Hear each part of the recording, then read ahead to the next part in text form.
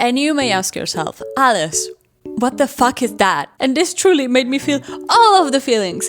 All of the awful feelings, though. There's also the Omegaverse in this. Did I say that? There's the Omegaverse. Hi, welcome back. That was a weak-ass clap. Can you believe it's April? I am not filming this on April 1st because April Fools scare me. I opened my usual websites, which are AO3 and Tumblr, because yes, I was that kind of girl. I still am. And everything is like snake and Omegaverse, and it's just scary. It's scary out there, man. But being in April means that it's time for a March wrap-up. I have read a variety of very, very weird books this month, and I decided, since I have this reading journal now, it's my Hobonichi, it's the Moomin one. I put a clear plastic on it, and I've set up my reading journal. It's very cute. I thought we could use this instead of my laptop, that it's still right there, but this is cuter than Goodreads, right? I started the month reading the first 2 volumes of the disabled tyrant's beloved pet fish. And you may ask yourself, Alice, what the fuck is that? This is a domain. This is a domain that is very famous because one of the 2 protagonists becomes pregnant. Yes, they are both men. This is a domain, but technically at the beginning of the story, we are in our day-to-day life. The protagonist dies of hunger, I believe. He's so poor. He dies reading a book, and then he gets transmigrated into the plot of the book, but he doesn't get isekai'd into the body of another character. No. He gets isekai'd into the body of a fish, of a carp, to be exact. And then he hears a voice in his head that it's like kind of like a video game. If you've read Dungeon Crawler Carl, you know what I'm talking about. It's also a very famous trope in Chinese literature.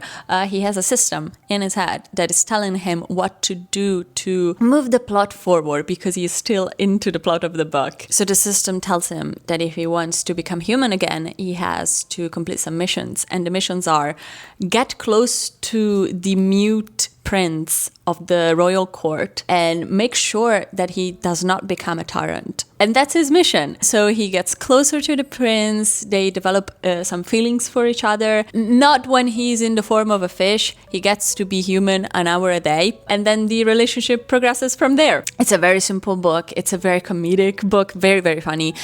There is a semblance of a political intrigue plot, but it's very, very, I don't know, it's just there to be a backdrop for everything that is going on between this fish and this prince.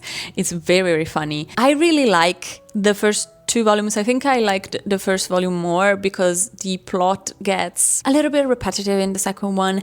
I, however, cannot wait for the third one, in which I for sure know that the protagonist, that is in part fish, becomes pregnant. Yes, I don't know how, but that's a question for another day, a question for another wrap-up. I gave the first volume 4.25 and the second volume 3.75. I then went back to my dear old sci-fi. I went to the cinema to watch Project Hail Mary, one of my favorite books, sci-fi out there, and I really liked it, and that sparked my sci-fi heart back again. I read Aerth by Deborah Tompkins. This is the Italian edition that was kindly sent to me by the publisher. This is a dystopian sci-fi novel. The protagonist lives on Earth, which is a version of our Earth, is just spelled another way, that is technologically not that advanced. They live very, very close to nature. They're experiencing another glacier, ice era, glaciation. How do you say that in English? I'll put here the correct word. And also their medical department technologically is really not that advanced, so they die of illnesses pretty often. And then they discover that there's another twin planet really close to them called Aerth, and that there are people onto this planet. And so the protagonist goes to the stars in kind of like a suicide mission to reach this Aerth. And then he discovers that yes, they have all the technology that they need in his original planet, but also that this Earth planet is kind of like an extremist version of our Earth. So uber capitalist. Everything is full of pollution and the Earth is so hot and people are dying of starvation.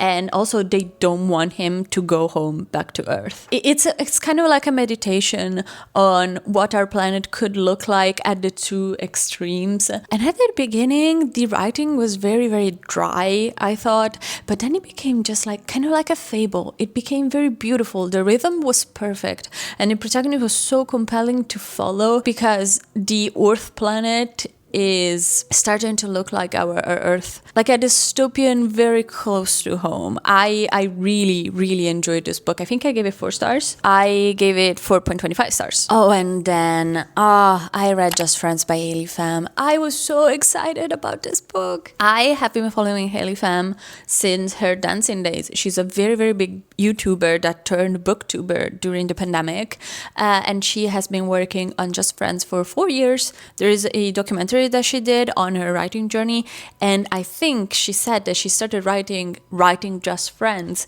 and she has never written anything else before, and that was the first red flag, like the first ringing bell that something was not right. Usually writers write a lot of other stories, either incipits or the start of other stories or short stories, but they have a lot of ideas and they put them to work on paper. But she just wrote this story and this story only.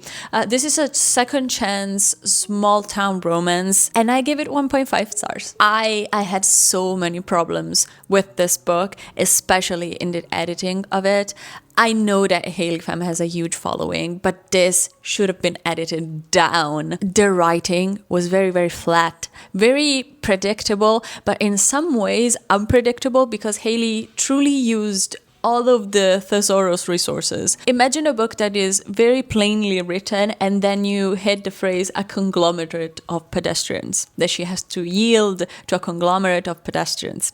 That's the phrase that went viral because it was just so out of place. She used the thesaurus to use bigger words, but that do not mean what she thinks they mean in the context that she's using them. It was just a mess. The plot was very boring, incredibly predictable. I have read this plot so many times before, especially because the protagonist is kind of like a self-insert of Hiii, which I do not begrudge her for doing. Write what you know, especially at the beginning. The main love interest was a cardboard cutout for every love interest that I've ever read. But if I didn't know, they're just flat characters. They're incredibly flat. The only thing that I think was done well was the grief.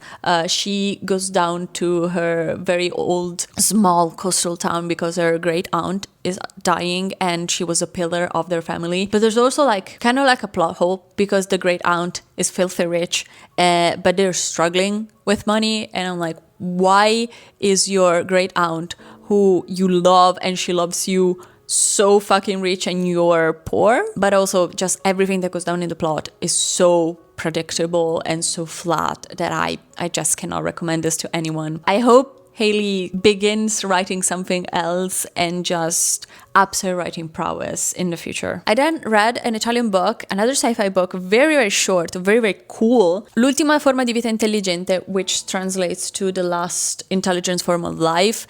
This is a very satirical short story about what if Elon Musk wanted to produce a super fungi that eats plastic, but this fungi gets released into the wild because he is a dumbass and gets sentient and begins to attach itself to marine wildlife to become bigger and more sentient. And it's very, very funny, very Italian. It contains a lot of Italian dialects into it and a lot of musings about life and what constitute life and conscience. Very cool. The writing did not gel with me at some points because the phrases were so long that I lost the verb in it. I was like, is there a verb in this phrase? Is there? But very, very cool. I gave it 3.5 stars. I then read 2 manhwas, so 2 Korean comics. I read Low Tide in Twilight.